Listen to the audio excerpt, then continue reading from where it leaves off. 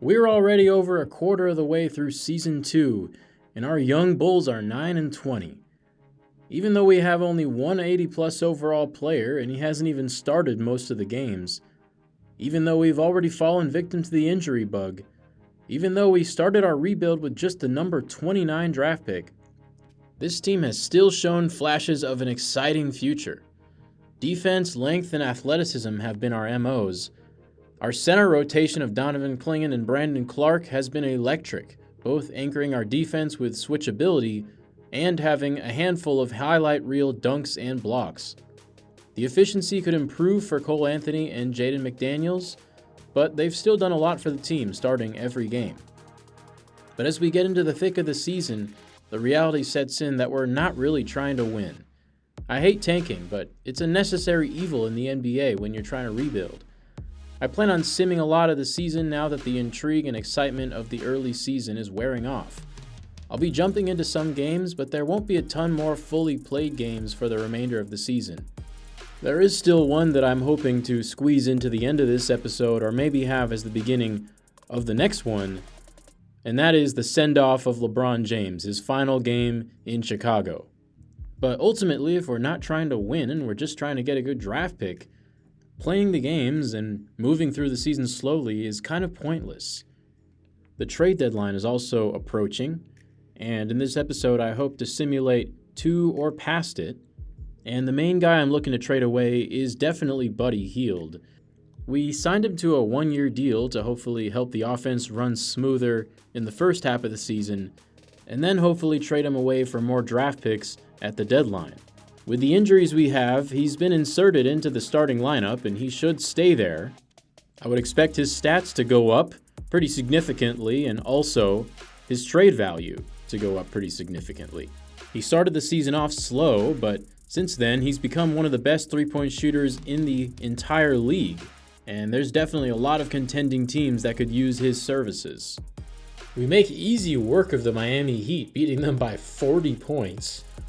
And even though they're rebuilding, I'm surprised we beat them by this much because they are by far the better roster, with an all-star in Bam Adebayo and the front runner for Rookie of the Year in Cody Williams, who was an absolute ball hawk, getting 6 steals, but also turning it over 5 times. We also have this guy, Bronny James, who we'll see again later on in the episode. I forgot to show his rating on draft day, but here he is, 74 overall, with A playmaking, A perimeter defense. I think these ratings are in a great spot for him to be a really quality point guard for quite a while. He hasn't had the greatest rookie season, shooting 37%, but he's got the playing time and he's been pretty good distributing the ball with 5.4 assists. We get another decisive W over the LA Clippers, who have really struggled this season. They lost some depth in the offseason, but they're also dealing with some injuries, most notably to Kawhi. Now we face the defending champion Boston Celtics at home in Chicago. We're putting up a good fight against them, much better than we did in those last couple games at the end of last season. But we're going to jump in here down 5 with 6 minutes left, and no one has over 12 points on our roster. We got Buddy Hield guarding Jason Tatum here, not a great strategy. He runs the pick and roll with Precious Achiuwa, and Donovan Clingan just smothers it, guarded 2 people there. Now Dalen Terry driving middle, kicking to Gary Trent. No good on the corner 3. It's been a defensive battle as Buddy Hield penetrates and he gets his shot blocked by Kristaps Porzingis. That shot had absolutely no chance. Under the 5-minute mark, Jason Tatum can't hit the shot over Hield. Gary Trent isolating on Jaylen Brown. Can't find anything. Now Ayo Dosunmu gets around Malcolm Brogdon and lays it in. That's one thing Dosunmu does really well, finish at the rim, especially for his size. As Brown hits the sweet fadeaway. Now Dosunmu, another pump fake and easy lay-in. 3-point game now. Brogdon fakes out Dosunmu and nails the high arcing floater. This guy is so good in 2K. As Buddy Hield knocks down a triple to make it a 2-point game. but we can't guard the pick and roll. No one can stop Kristaps Porzingis down low. Now Donovan Clingan drop steps him out of the way and jams it in. Well, if anyone has a chance to stop Porzingis, it's that guy. Just over 2 minutes to go. Boston up 2 decides to call time. Precious Achiuwa, not the best three-point shooter. He leaves the door open for us to tie or take the lead. Dosunmu, well defended at the rim. That would have tied it. Here's Brogdon. Clingan switches onto him. Staying with him. Deflecting the pass. Contesting the shot. Grabbing the rebound. Donovan Clingan does everything for us on the defensive end. But then Dosunmu throws it away. Tatum steps into a cold-blooded three. 90 seconds remaining. The pick and roll. Donovan Clingan rumbling to the rim. Buddy Hield fouls Jason Tatum, and he actually misses the first free throw. I should have done this a long time ago, but I finally switched off Buddy Hield. Dalen Terry will be guarding him the rest of the way. But a very unclutched trip to the line from Tatum as he misses both. Clingan gets Porzingis in the air, but passes out of the post. Ayo to Terry. Dumps it off to Clingan, and he's stripped. What a defensive play from Porzingis. Preserves the three-point lead. Achiuwa cuts, misses the layup, gets it back and dunks it in. 5-point ball game. 30 seconds remaining. Gary Trent, pass deflected and stolen. We have to foul Jason Tatum, and this time he converts. That just about seals the deal, as Terry makes a strong move to the rim, and he's fouled by the Celtics' new trade acquisition, George Niang. Hits both free throws. Trent fouls Jaylen Brown, who misses one. 2-possession game. Gary Trent, open three, and it swirls out. 101-95. Celtics win. We just couldn't make the plays down the stretch, and the Celtics did. That's the difference between an experienced team and an inexperienced team. But I must say, it's pretty impressive that we were able to hang in there while having such an awful offensive night.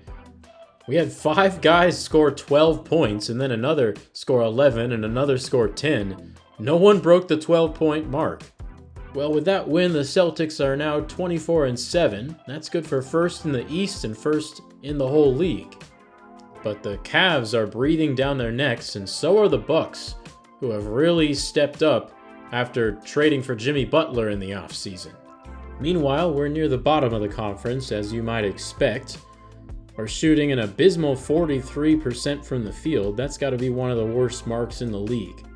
But the Atlanta Hawks have been good. The 76ers are around 500. I would have expected a little bit better than that. And then the Magic are much worse than I thought they'd be. They're not even in the playoff picture. And it breaks my heart to say this, but the Raptors are just unfathomably bad. 5-25. They haven't won a game in forever. Their team chemistry is in the dumps right now. Every single one of their players taking a hit to their overall. We've made it to December 22nd, which means that we can now start trading away players that we signed in the offseason. I've got 3 guys on the trade block, and I'm pretty sure that I'll end up offloading all 3 of them. Buddy Hield, as I already mentioned, he's going to have the most trade value out of these 3. But John Konchar and Paul Reed are guys that aren't getting any playing time with us, but I feel like they're still good enough that they could potentially draw some interest from some contending teams who might be willing to give up a second-round pick or 2 for them. Our untouchables are Donovan Clingan and Patrick Williams. In my opinion, they're the 2 most valuable players on our team, and the 2 players we've invested the most in. That's not to say that I'm never going to move them, but at least not for this season I won't. Well, it looks like Donovan Mitchell is still playing out of his mind. He dropped a career-high 50 points, and it was against the New York Knicks. Not in the Garden, though. But he almost gets the double nickel. He shoots 21 of 36, and Garland didn't play half bad either. Man, that Cavs backcourt is so dangerous. Jet Howard's getting his first real chance to play, and I wanted to check on how he's doing. Take a look at these per 36 minute stats. I think the 108 is because he literally only played 1 minute last year and scored 3 points. But he's continued to score at a high rate off the bench for us. 20 points per 36, and he's been having great efficiency from beyond the arc.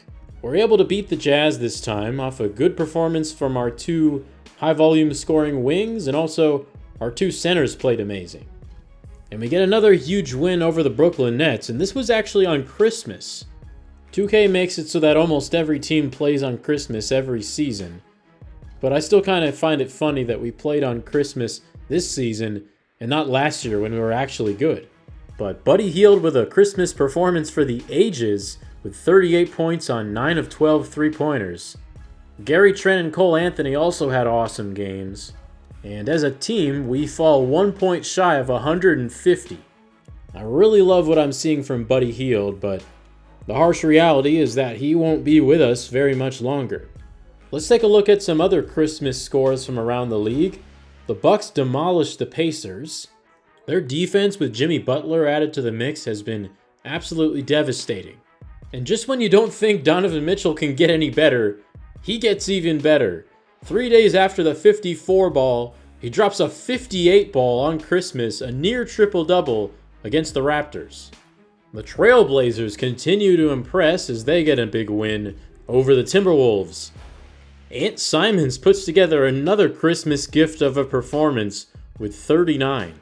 The Blazers also have a guy that we traded away on the second episode of the franchise, and that is Lonzo Ball. He's coming off the bench, backing up Scoot Henderson as he ramps back up to game speed. But now that he's healthy, he has a chance to be a really valuable 3-and-D guard for these Blazers. And finally, capping off this insane string of scoring performances on Christmas, Trae Young drops 45 on Victor Wembanyama and the Spurs. But the Spurs, who now have Zachary Risache and Chris Middleton, get the victory. LeBron James plays the final Christmas game of his career, and he leads his team to a victory with a really solid stat line, 23, 5, and 7 with 2 blocks. The Bulls follow up their Christmas Day blowout victory with another win over the Hornets. And we've now won 5 of our 6 games played in this episode.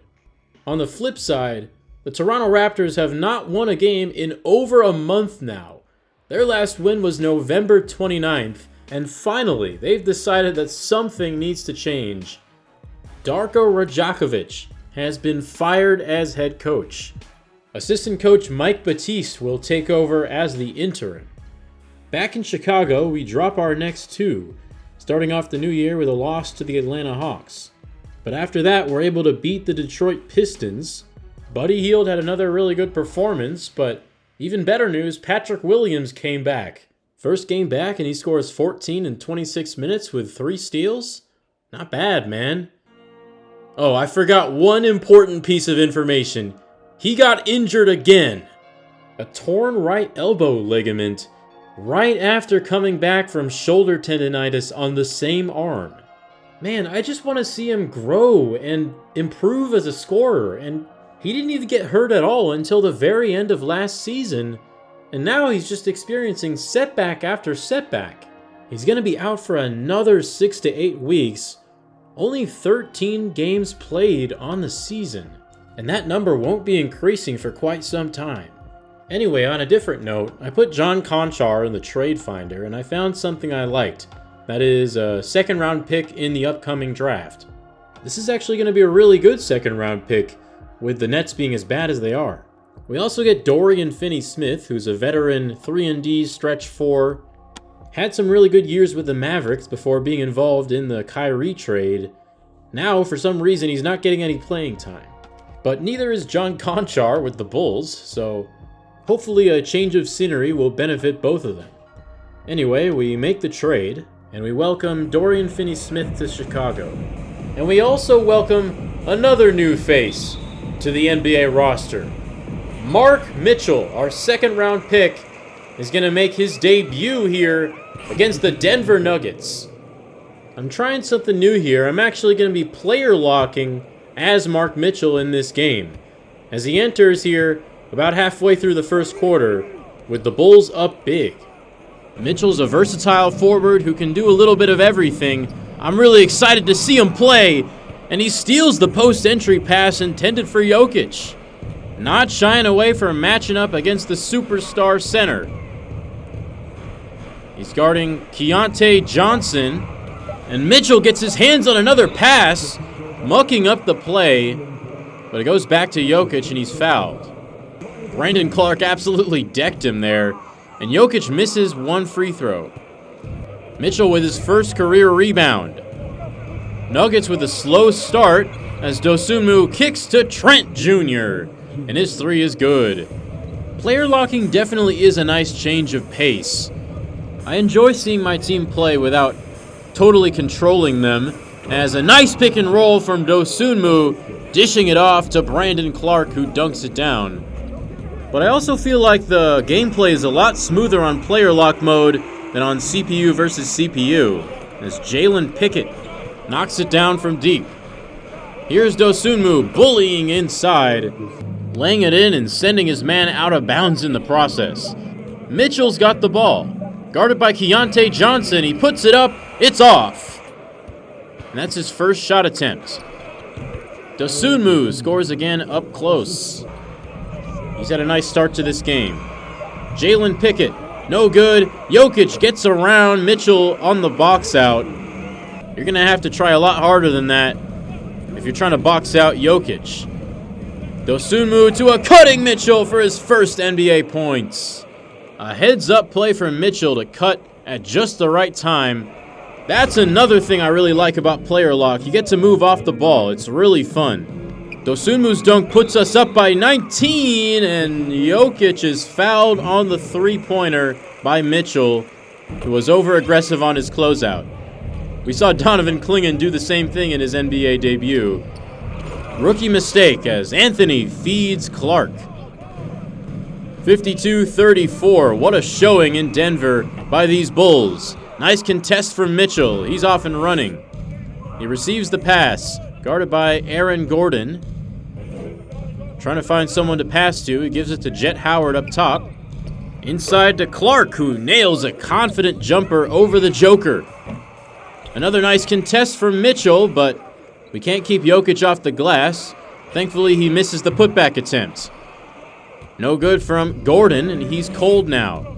Mitchell again took off in transition, tried to thread the needle, and he passed it right to Julian Strawther. He saw Dosunmu a little late, as the Nuggets capitalize on the turnover.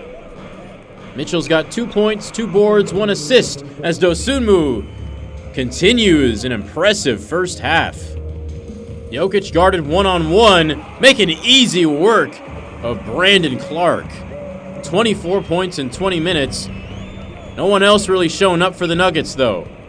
Mitchell tried to front Jokic, steal the pass again, but he doesn't succeed. But he recovered to force the miss. The skills are a bit raw, but one thing that Mitchell will always bring is energy. And Brandon Clark brings an equal amount of it. So after the first half, we are still blowing out these Nuggets, and I'm only controlling one bench player. Who would have thunk it? These Bulls are still dangerous when they come out to play like this. We're up 79-60. We got the scoreboard glitch again, as Christian Braun misses his triple, and MPJ can't hit either. Mitchell racking up the rebounds. Now he's in the post. Let's see if he can get a bucket. Backing down Brown, can't score over him, gets it back, no. The post game isn't quite there yet for Mitchell. And Brown sticks a three in his face. Sets a nice screen there for Gary Trent, who hits the off-the-dribble three. Keontae Johnson with a nice move to the rim, and Mitchell gets another board. 82-63, as Trent Jr. cuts and Mitchell feeds him for an easy bucket. Clock winding down on the third as Porter knocks it down. I don't expect a lot of fourth quarter minutes for Mitchell, but he does get subbed in here with 4 minutes and 15 seconds to go. We're still up. Nikola Jokic having a monster game. Jamal Murray struggling, and a balanced effort from Chicago. Michael Porter Jr. scores down low. Mitchell's out there with Clingan, Hield, McDaniels, and Terry, who can't hit the wide open three, leaving the door open. Good thing Porter Jr. misses that open triple. Mitchell to another cutter. Buddy Hield can't connect, and Clingan is there.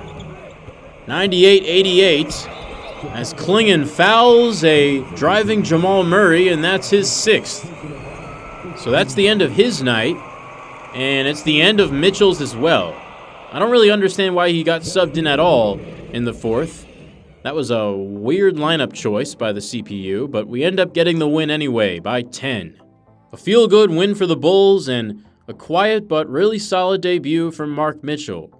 Buddy Hield and Gary Trent led us, combining for 41 points. And unfortunately, Mitchell only got the 1 bucket, albeit a nice one off a cut to the rim and a dunk. But he also made some pretty impressive defensive plays.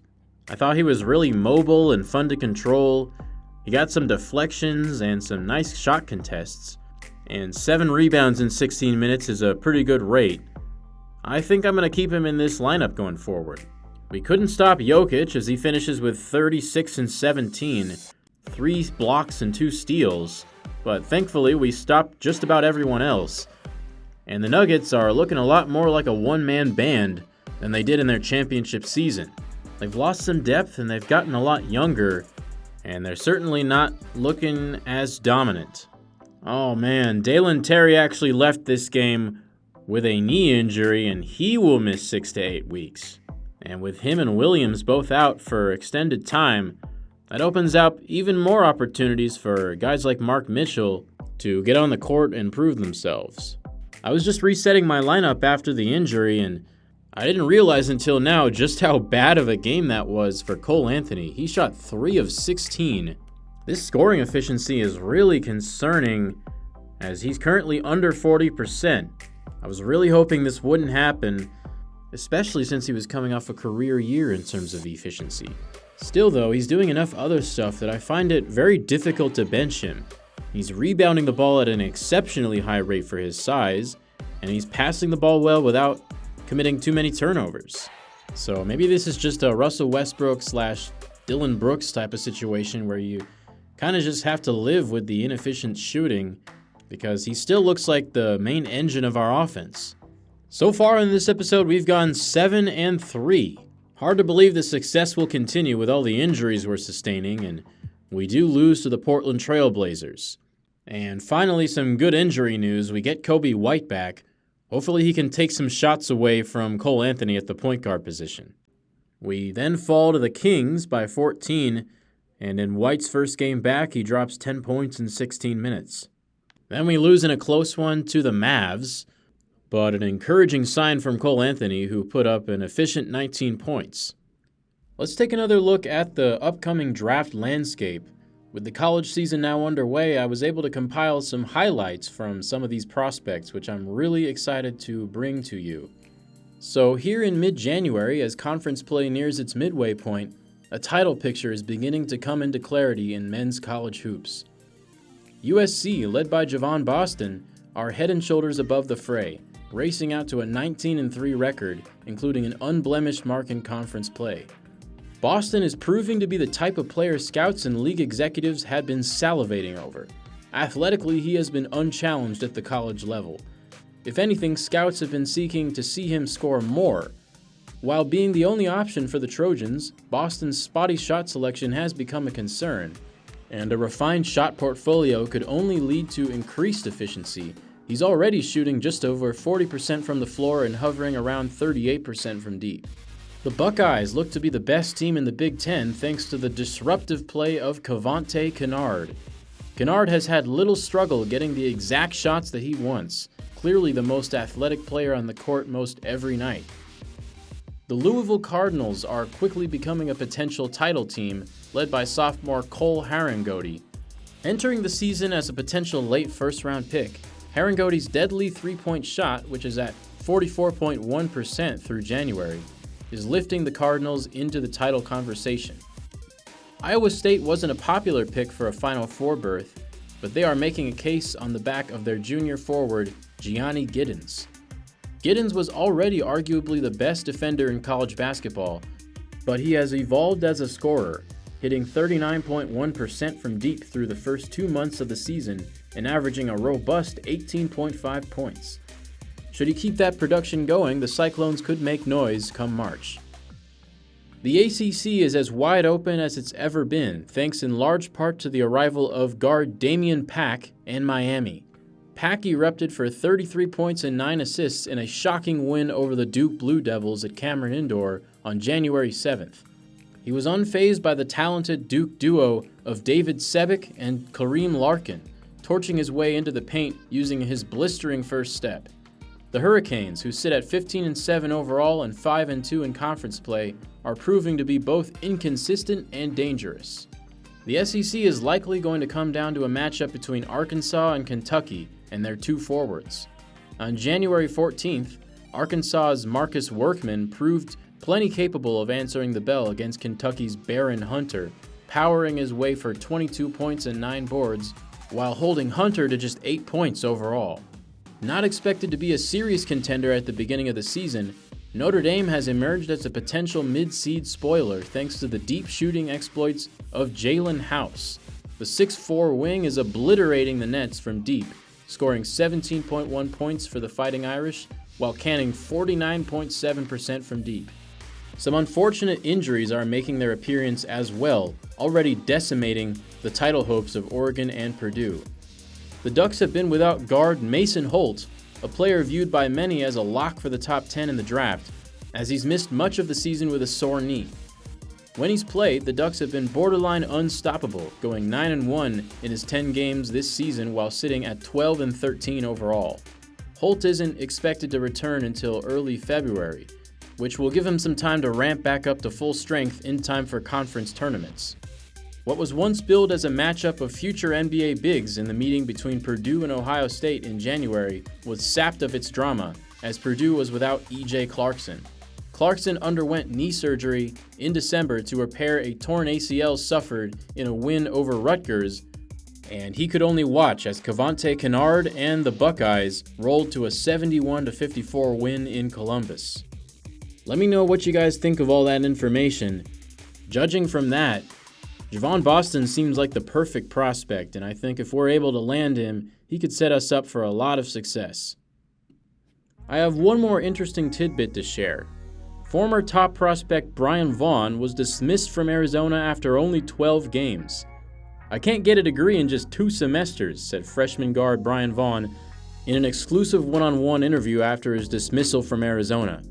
Vaughn had a lot of hype coming into the program. The young guard was voted Gatorade National Player of the Year for the state of Nevada and was ranked the number 8 high school prospect by ESPN. Vaughn accepted a full scholarship from Arizona and was instantly the most athletic player in a program known for recruiting jump-out-of-the-gym kind of athletic players. Vaughn was the Wildcats' defensive stopper, taking on the toughest assignment 1-3 every night. However, Vaughn received few touches on the offensive end early in the season, which he quickly grew tired of. Vaughn became a disruptor of the offense in practice, chucking up 3-pointers as soon as he touched the ball. Teammates quickly grew tired of these antics and begun icing out Vaughn during games. Vaughn was ruled academically ineligible by the school after just 12 games when it was revealed he wasn't attending his classes. "I'm the one waking up early every day, working my butt off to sell tickets and win games while risking injury for the school, and they still want me to go to class?" Vaughn emphatically stated. "I'm here for a year before I go to the league. Why was I going to go to class?" Vaughn declined to comment on the scuffle he had with a teammate or issue an apology to the program. While Vaughn possesses sky-high potential, the NBA franchise that selects him in this year's draft has a tumultuous road ahead of them to unlock that potential. I hope you guys can see why I love these scouting reports so much. I mean, this is awesome. Playing with auto-generated draft picks is already fun, but this just takes it to another level. Anyway, thank you again to Jeff Rule and the guys at Operation Sports for all that awesome content. Our injuries are clearly taking a significant toll as we've now lost to the Brooklyn Nets twice in a row. That's a team that even we are significantly better than record-wise. And we give the Nuggets another tough game, but this time the Nuggets come out on top in overtime. So we begin a bit of a skid, which is more like what I was expecting going into the season. Wow, Jokic absolutely abused us with a 39-point triple-double with 7 threes. Next up, we've got the New Orleans Pelicans, and after that one, Gary Trent is diagnosed with a knee sprain and he will miss some time. Dosunmu will slide into the starting lineup now, as our starting lineup has become something of a revolving door this season. Well, that makes 7 losses in a row. So we started off the episode really nicely, but then kind of went crashing down. I think it's time to get real about trading Buddy Hield. He's helped us out way more than we've needed him to, and he's probably won us some games that we should have been trying to lose. I mean, the goal is to get good draft position at the end of the day, not to be a mediocre team, especially at the beginning of a rebuild. Hield's currently hovering around 20 points per game, and he's being paid $7 million, making him extremely valuable. So at this point, I've begun to look for potential suitors for Hield, and I'll let you know when I find one. We're back in the win column, destroying the Knicks once again, and right on cue, Buddy Hield goes absolutely berserk, this time pouring in 39 points. I think that puts his trade value at an all-time high, as we allow just 98 points to the Detroit Pistons. Coby White came off the bench and led us in scoring in that one, and I think he's earned a starting spot. I'm hoping that he can finally flourish in his role and be healthy for the rest of the season. Ayo's efficiency hasn't been the worst, but it hasn't been the greatest either. Only shot 2 of 12 last game, even though he was very good in the defensive stats. I think he's definitely having a solid year, but at this point I just want to give different guys a chance to start and see what they can do. I also don't think having 2 inefficient shooters starting in the backcourt would be a very good idea. Cole Anthony's actually been able to get over 40% from the field, over 30% from 3 as well. However, those numbers still aren't exactly spectacular. In other news, Rokas Jokubaitis' 2-way contract expired, and I made the decision to sign him for the rest of the season. I slapped him onto the end of the rotation here in this game against the Bucks, which we lost, but he scores 2 points in his debut, and Coby White once again leads us in scoring. I wanted to take another short break away from the Bulls and look at another interesting game around the league. I had this one marked on my calendar. January 27th is when LeBron takes on Bronny. Obviously, LeBron's son drafted by the team that his dad used to play for. What a story there. And I'm pretty dang sure this is the first time a father has played against his son in NBA history. But before we get into that, what is going on in Miami? Erik Spoelstra has been fired just 2 days ago by the Heat. I did not do this. This was the computer's doing. I guess Coach Spo really didn't want to be involved in a rebuild. You know how the Heat just refuse to rebuild in real life. They always just retool somehow. I guess Erik Spoelstra just had enough. But it's a bit of a shame that the only man who got to coach Bronny and LeBron is not going to be involved in this game between them. And replacing Spoelstra as the Heat's interim coach is assistant coach and former Heat player Caron Butler. So the Jimmy Butler era ends and the Caron Butler era begins. And Caron starts it off with a good decision. He starts Bronny James at point guard in this historic matchup. Both teams wearing their 2010s era uniforms for this one as Bronny sets up in the corner and gets the scoring started. He came to play against his dad. LeBron James hits the shot over Tyler Hero. The Heat were missing Bam Adebayo in this one. We'll see how they respond as Bronny nails the high arcing floater off the window. He's had an up and down rookie season, but the talent is definitely there as he steps into the pull-up jumper. And the Heat are winning. Here's Bronny guarded by LeBron around the screen to the rim and throws it down on his dad. That dunk is going down in the NBA history books. LeBron too old there to keep up, and that dunk sure looked a lot like the guy he learned it from. Here's LeBron, shoots it over Cody Williams and drains the fadeaway. Heat are up 12, Bronny spins, goes between the legs, and double clutches for the finish. The kid is putting on a show. They're still up 14 here in the second half. Cody Williams spins around LeBron and slams it in.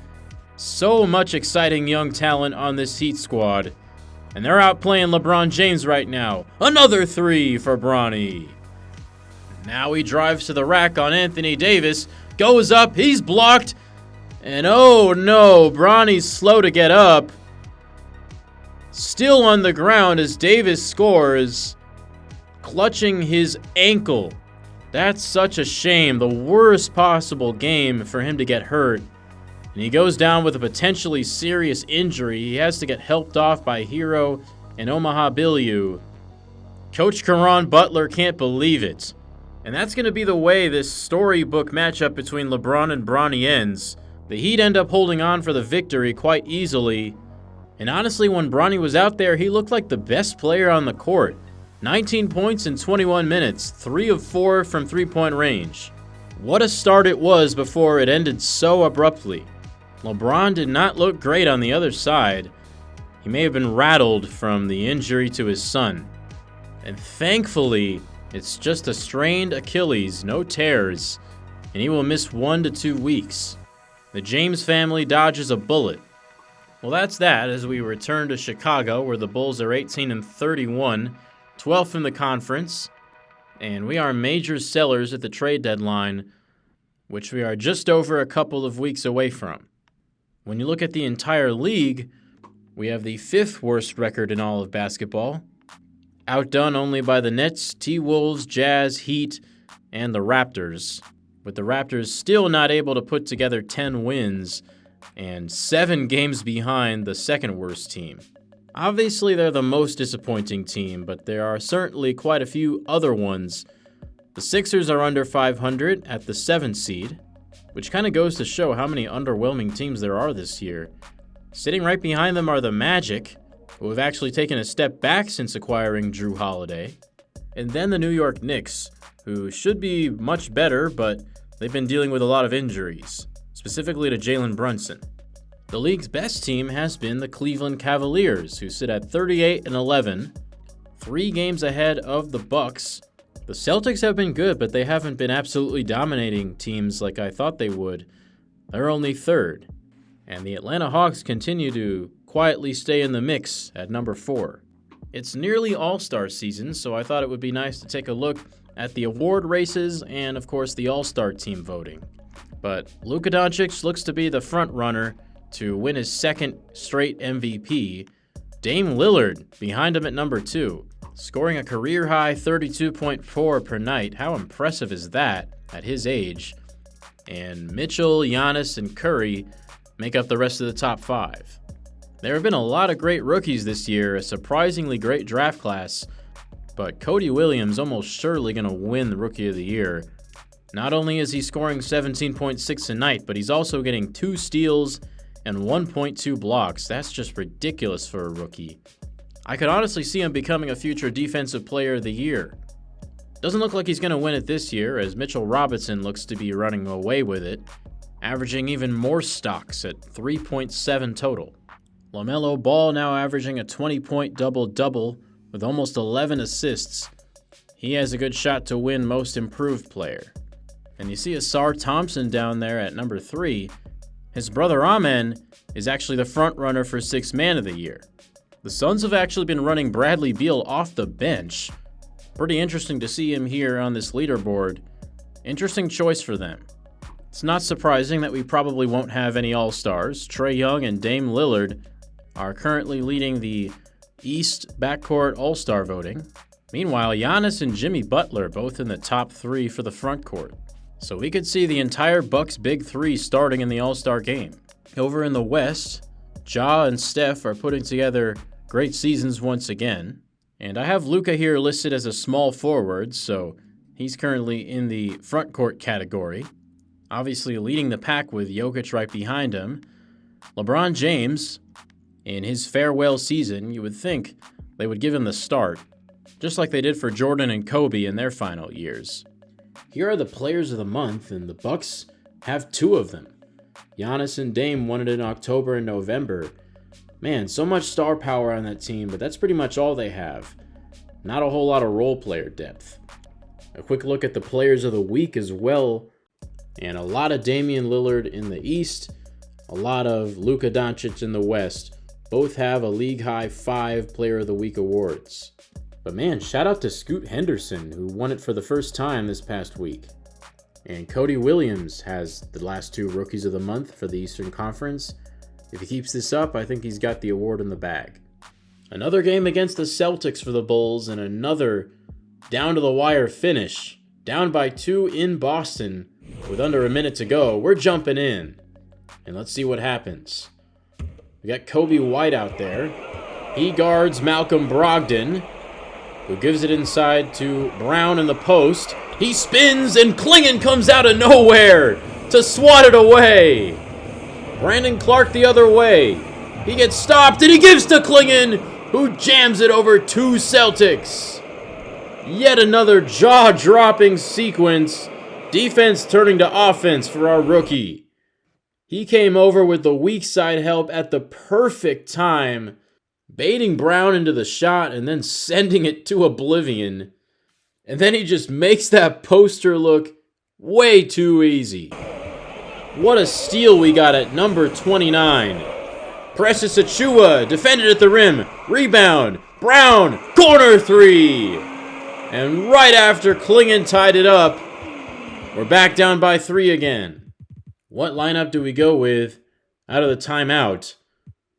We need a 3-point shooting lineup.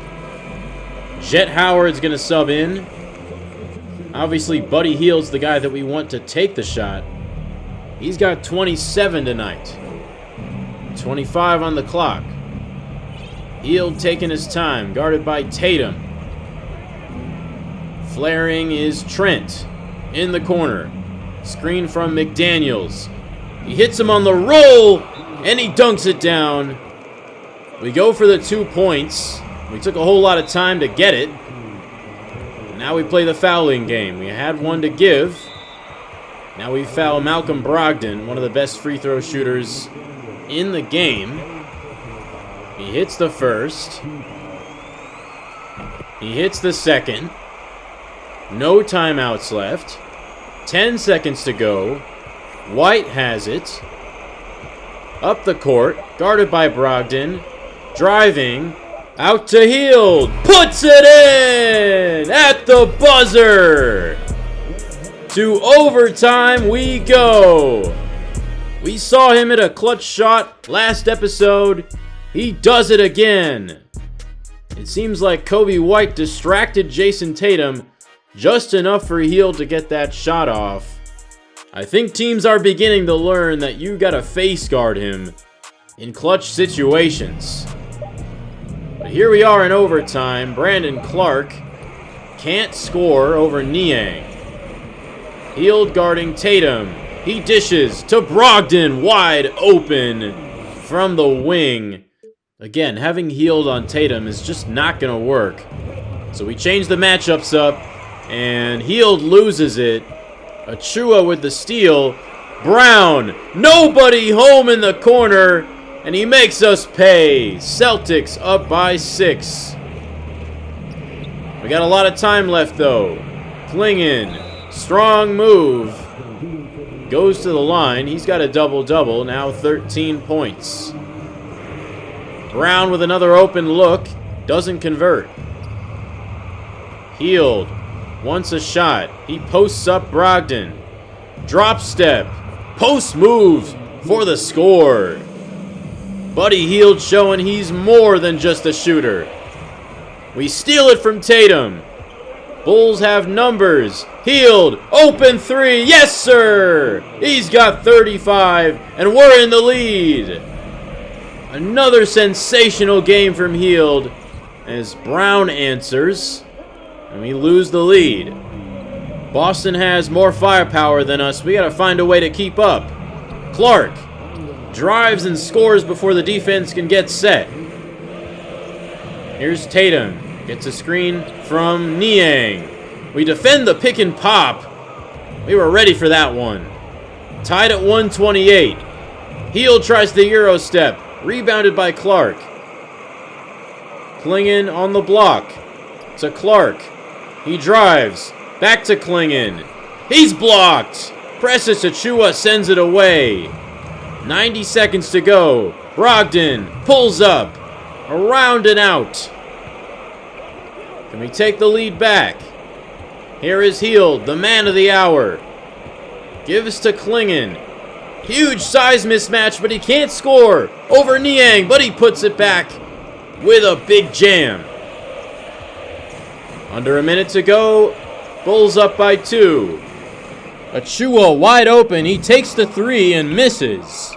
He can make the occasional 3, but still not the shot they wanted. Cole Anthony. No. Clark! Yes! Bulls lead by 4. Shot clock is turned off for Boston. Tatum backing out for a contested 3. It's off. Rebound, Donovan Klingon. They had a foul to give, and thankfully we're able to put Gary Trent at the line instead. But he misses 1. Still up by 5. Brown, long 3. It's off. Offensive rebound. Brown again. Good this time. So now they will foul. We give it back to Trent. And Brown fouls out. Celtics are out of timeouts. And Trent makes it 2 possessions. That's it. The Bulls pull off the upset at the Boston Garden. Thanks to some heroics from Buddy Hield. He has probably been the second best three-point shooter in the NBA this season behind Steph Curry. At least when you factor in both efficiency and volume. What a bargain signing this has been for us at only $7 million for 1 year. And we survive a 40-point triple-double from Jason Tatum. He shot 10 of 14 from deep. Man, this was a great game. Probably one of the best games of the season for any team. But you know, this situation where we are honestly a tanking team and Buddy Hield keeps on going off and winning us games, it kind of reminds me of Lauri Markkanen winning Most Improved Player with the Jazz in his first season with them. It's fun seeing us beat these good teams and seeing Buddy Hield play so well. But at the end of the day, I don't even think we're as good as that Jazz team was. We're not overperforming to the point where we're firmly in the playoff picture. I mean, the most we could possibly ask for is a play-in berth, which is just mediocre, which is exactly what I don't want to be. I've talked all episode about trading Buddy Hield. I think it's finally time, and it was nice that he could give us one more memorable moment, but I think he's given us enough, and it's time to say goodbye. Remember what I said about the Bucks needing more depth outside their stars? Well, all they had to do was shell out 2 draft picks, and we're able to give them exactly what they need. Buddy Hield is heading to the Milwaukee Bucks to team up with Dame, Giannis, and Jimmy Butler. The super team only gets stronger. And in return, we get the Atlanta Hawks 2025 first rounder, and then a 2029 Bucks first rounder, unprotected. And that has the potential to be really valuable. I mean, by that time, Dame will be retired, Jimmy will probably be retired, and who knows if Giannis will still be on the team by then. I love trading for those unprotected picks 4 years into the future. I actually looked, and the Bucks were the only team who were willing to give up 2 first-rounders for Hield. And that certainly makes sense, since this is the ultimate win-now team, and they currently just have no depth at all. I mean, outside of Bobby Portis and their big 3, their highest player is like 73 overall. And they do have Duncan Robinson, but he actually suffered a season-ending injury, so they need a shooter to replace him. We will also be receiving Pat Connaughton, who's been struggling mightily. He's really just a salary throw-in, and I don't really plan on playing him at all. Here's our rotation now, immediately after the Hield trade. And one reason I was super comfortable trading away Buddy is the fact that we have a younger and nearly identical version of him in Gary Trent Jr. He also had a very slow start to the year, but his numbers have steadily climbed, and now he steps into the unquestioned primary scorer role, so hopefully he will get even better. And with Jaden McDaniels struggling a little bit efficiency-wise, I've also decided to shake up the front court. Brandon Clark is our backup center, which is important, but he's just been so good that I think he deserves to start, at least for a little bit. So he will play alongside Donovan Clingan in the first unit, but Jet Howard will also enter. He's another guy who can score in bunches. Obviously, he needs to work on the efficiency, but we're in the latter stages of a rebuilding season. I just want to put him out there and see what he can do.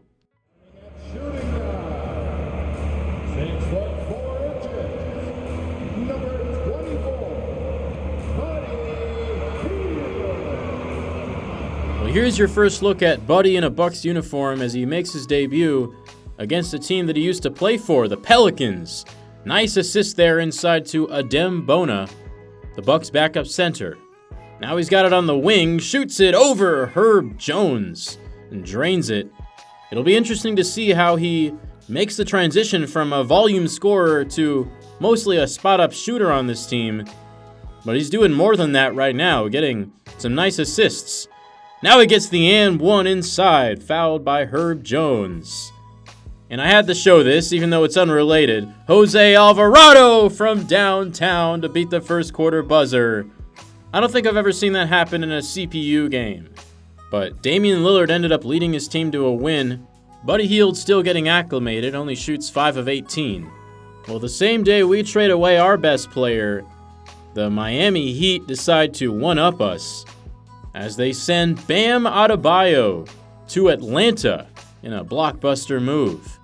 In return, they get Clint Capella, DeAndre Hunter, and a 2029 first-rounder. With the Heat rebuilding and Eric Spoelstra gone, I felt like there's no reason that Bam would want to stick around. They just decided to move in a different direction after a disappointing 2024 season, and I felt like Bam didn't deserve to have his prime years wasted on that team. The Hawks are currently 4th in the East, trying to compete with teams like Milwaukee and Boston, and of course Cleveland, who's in first place. This move for a perennial all-defensive player could potentially put them on the same level of those teams. And on the offensive side, the pairing of a bowling ball big man like Bam with a pick-and-roll maestro like Trae Young is certainly exciting. And in his first game as a Hawk, he runs a pick-and-roll with DeJounte Murray for his first points. He finishes with a modest 13 as the Hawks win a nail-biter 124-123 over the Pistons. And unfortunately, we're going to have to wait 4 to 6 weeks to see more Bam and Trae action as Young went down in that game with a right foot stress fracture. Here are the power rankings after the major trades. The Bucks still at number 3 behind Cleveland and Golden State. We'll see if they can leapfrog them. It won't be easy. And the Hawks will be without Trae Young for quite some time. We'll see if they can stay in the top 10. Also, I think I found why the Sixers have been struggling so much. Zach LaVine actually tore his MCL a little while ago. Still has quite some time before he returns. But that's going to put a cap on an eventful episode that had a lot of simulating, a lot of scouting, and of course a pretty big trade at the end. We're now 53 minutes in, so I wasn't able to get all the way to the February 8th game against the Lakers and LeBron. That one will go in the next episode, as we will sim past the trade deadline and probably past the All-Star break as well. We finished the episode at 20-31, a little too mediocre for me. I'm just out here trying to get Javon Boston, and Buddy Hield isn't letting me. But anyway, this was a really fun episode for me. Obviously, we got to debut Mark Mitchell. We got to see the LeBron versus Bronny show, and of course some tight finishes with the Celtics. I'm hoping and planning to get the rest of this season wrapped up probably in the next 2 episodes, as I'm about ready to fast forward to the draft and keep this rebuild moving. But even during a rebuilding season, it's fun to have fun plays, fun players, and memorable moments, and we've certainly had that so far.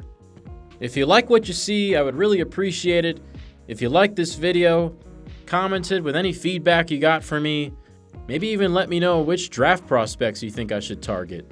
I would really appreciate it if you guys stuck around as I continue this series, and the best way to do that is to turn on post notifications so you can stay updated whenever I put a new video out. And of course, recommend me to a friend. Thank you all for watching, and have a great rest of your day. I'll see you in the next one.